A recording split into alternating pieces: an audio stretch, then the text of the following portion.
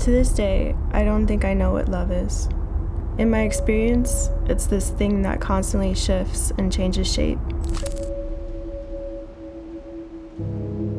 You think you love someone to your fullest capacity, and then you'll notice there's a new room in your heart, a space that wasn't there before, and it's tender and weak.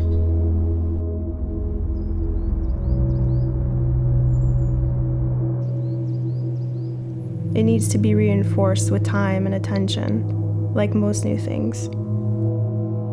It also challenges you to adapt, in that it forces you to look closely, and not just at the other person for all their shortcomings and places for improvement, but it's reflected back at you in their newly found needs during the hard work of self-discovery or rediscovery.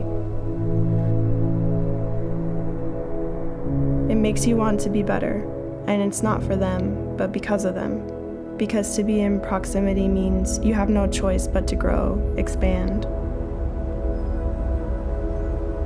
It hurts, but it's the kind of pain that you know is necessary to achieve something extraordinary. And at times it means surrender.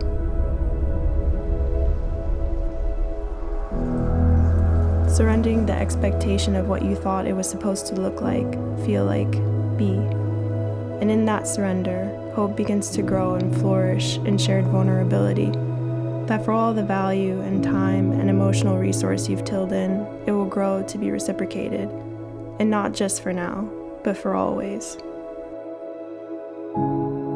That the choice to surrender to each other will continue to be worth the cost, the pain, the beauty, the challenge.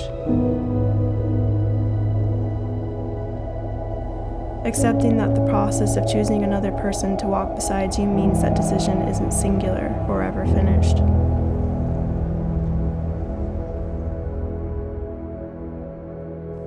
The thoughts you once carried alone are not just your own, but can be shared and embraced with curiosity and a willingness to go deeper.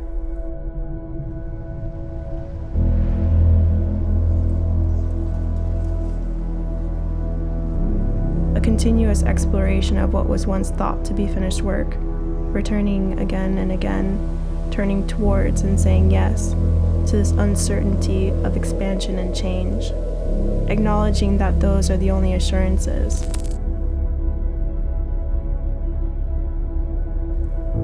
This person before you, like the love itself, is constantly evolving. It's what makes stagnation impossible in the face of surrender. It's what makes the often talked about small moments seem more grand than perhaps they are. Because they are just the tangible evidence that yes, you are still chosen, amidst and in spite of the chaos of unstoppable change.